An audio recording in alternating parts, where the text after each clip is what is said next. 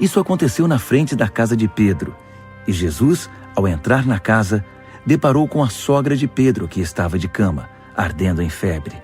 Ele tocou a mão dela e a febre se foi. A mulher levantou-se da cama e foi preparar o jantar para ele. Ao anoitecer, trouxeram a Jesus várias pessoas afligidas por demônios, e ele as livrou daquele tormento. Operou também cura física em vários doentes. Tudo isso cumpriu o conhecido sermão profético de Isaías. Ele levou nossas doenças, ele carregou nossas enfermidades. Percebendo que a multidão de curiosos crescia a cada minuto, Jesus disse aos discípulos que era melhor sair dali. Assim, foram para o outro lado do mar. À saída, um mestre religioso perguntou se podia ir com eles. Com o senhor irei para qualquer lugar, declarou. Jesus foi direto ao ponto. Está mesmo disposto a isso? Saiba que não costumamos ficar nas melhores hospedagens. Outro seguidor pediu. Mestre, preciso que o senhor me libere por alguns dias. Tenho de cuidar do funeral do meu pai. Jesus recusou. Prioridades em primeiro lugar. Seu compromisso deve ser com a vida, não com a morte. Siga-me. Busque a vida. Então ele e os discípulos entraram no barco. Entretanto, enfrentaram uma terrível tempestade no mar. As ondas furiosas atacavam a embarcação, e enquanto isso, Jesus dormia. Os discípulos o acordaram implorando. Mestre, salve-nos! Nós vamos morrer! Jesus, porém, repreendeu os discípulos. Por que tanto medo? Vocês não têm fé? Em seguida, levantou-se e ordenou ao vento que cessasse o barulho e ao mar que ficasse quieto. Silêncio. Foi a ordem. E o mar ficou em plena calmaria. Os homens esfregaram os olhos perplexos. O que é isso? O vento e o mar obedecem ao comando dele.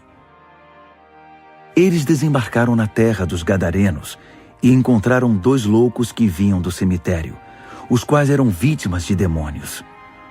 Os 2 aterrorizavam a região, de modo que ninguém mais se atrevia a passar por aquele trecho da estrada. Quando avistaram Jesus, os loucos gritaram. Qual é o motivo de ficares nos importunando? Tu és o Filho de Deus! Ainda não é a hora de te manifestares! Perto dali, uma grande manada de porcos estava pastando. Os demônios então suplicaram a Jesus.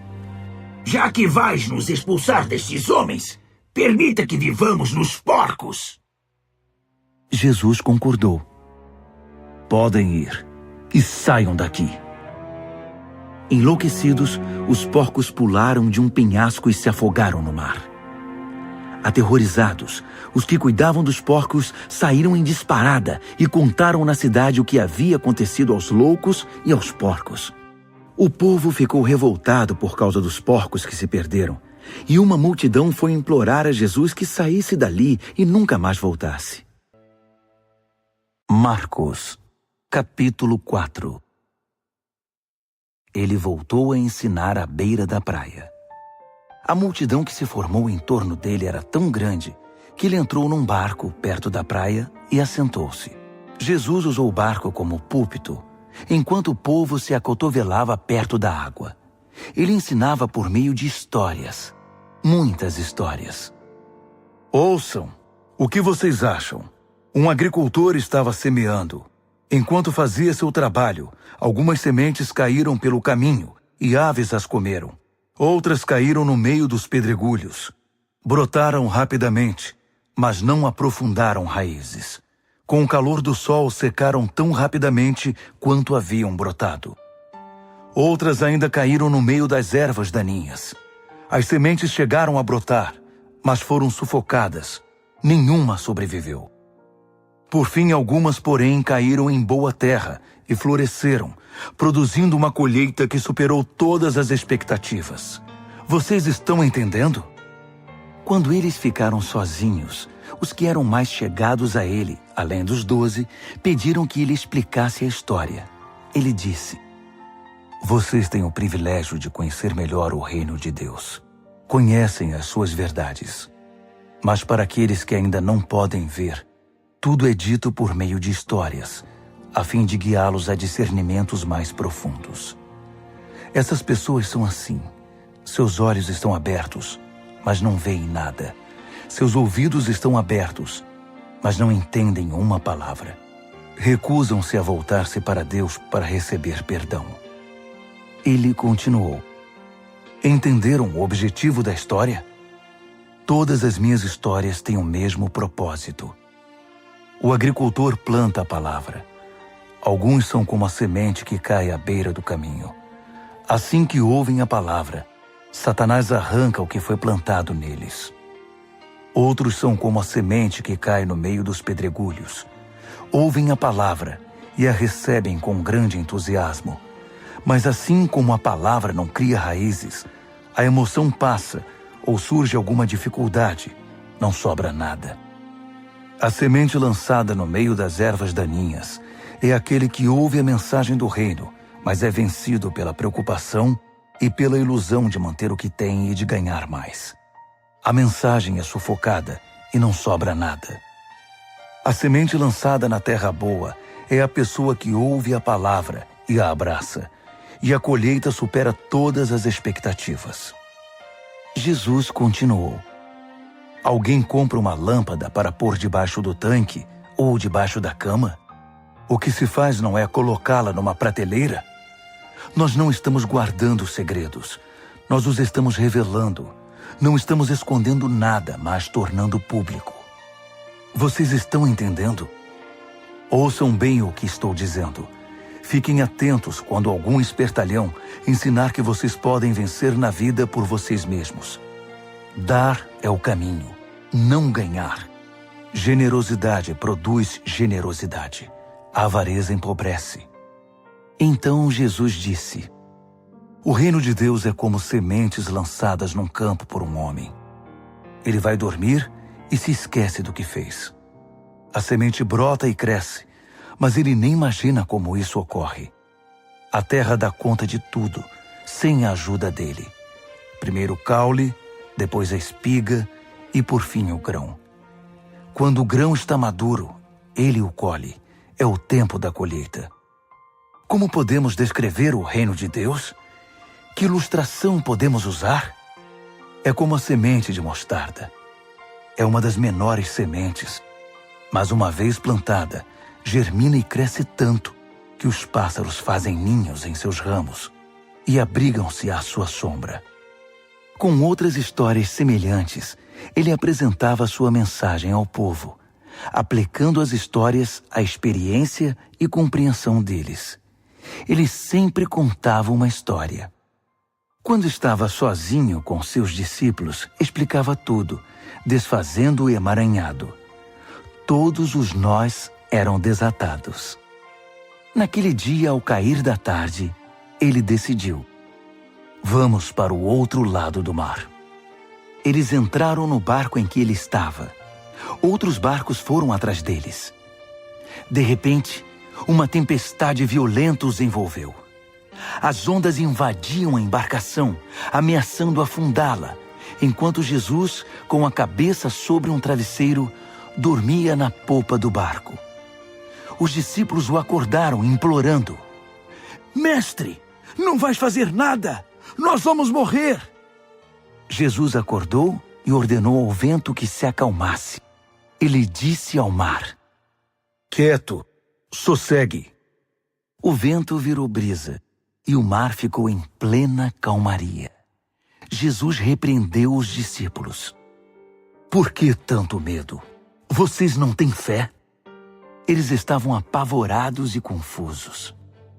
Afinal, quem é este homem? Se perguntavam. Até o vento e o mar se acalmam quando ele ordena. Marcos, capítulo 5. Eles chegaram ao outro lado do mar, na terra dos Gerazenos. Assim que Jesus saiu do barco, um louco, vítima de demônios, saiu do cemitério e correu para ele. O homem vivia no meio das sepulturas. Ninguém conseguia prendê-lo. Era impossível acorrentá-lo ou amarrá-lo. Ele fora amarrado muitas vezes com cordas e correntes, mas quebrava as correntes e arrebentava as cordas. Ninguém era forte o bastante para subjugá-lo. Noite e dia, vagava entre as tumbas e pelas colinas, gritando e cortando o próprio corpo com pedras pontiagudas. Quando ele viu Jesus, correu na direção dele e curvou-se reverentemente. Depois, rugiu em protesto. O que queres comigo, Jesus, Filho do Deus Altíssimo? Em nome de Deus, não me perturbes. Jesus havia ordenado ao espírito maligno: Fora! Saia deste homem! Jesus perguntou: Diga-me seu nome. Ele respondeu: Meu nome é Multidão, pois somos muitos. Em desespero, implorou a Jesus que não o expulsasse daquela região. Uma grande manada de porcos estava pastando numa colina perto dali. Os demônios então suplicaram a Jesus: Manda-nos para os porcos, permita que vivamos neles. Jesus permitiu. Mas aos porcos aconteceu pior do que ao homem. Enlouquecidos, correram, pularam de um penhasco, caíram no mar e se afogaram. Aterrorizados, os que cuidavam dos porcos saíram em disparada e contaram o incidente na cidade e na região. Todos queriam ver de perto o que havia acontecido.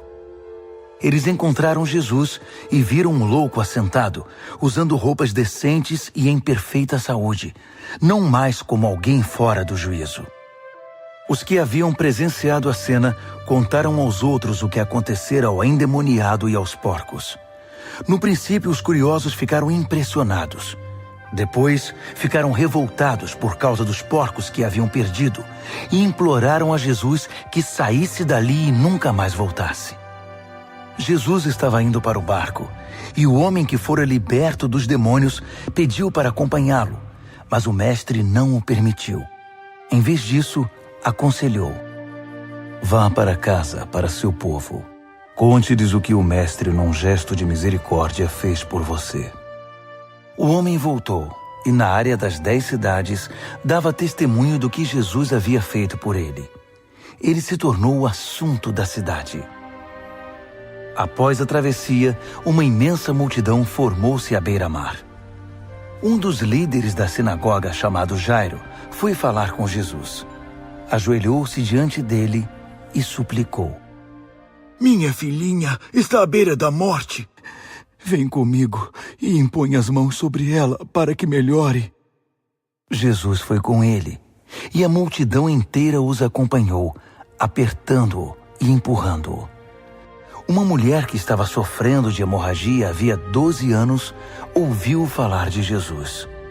Muitos médicos haviam tratado dela, mas sem sucesso. Levaram todo o seu dinheiro e a deixaram pior que antes. Ela esgueirou-se por trás dele e tocou sua roupa.